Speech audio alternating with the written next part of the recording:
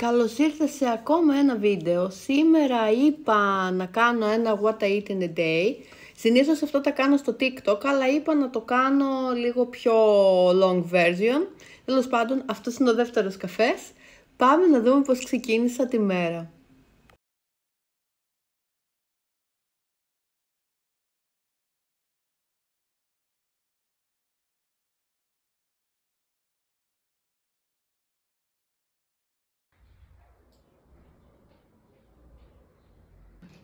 Κοίτα να δεις τώρα τι με έχουν κεράσει εδώ πέρα. Θα γιάσω, δεν θα γιάσω ποτέ. Είναι 6 και κάτι και με έχει πιάσει πολύ μεγάλη νύστα, οπότε παίρνω και ένα καφεδάκι.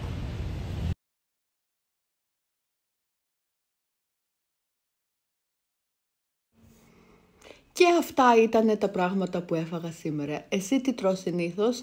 Θα υπάρξει και μετά diet version για τη δίαιτα. Αυτά. Bye!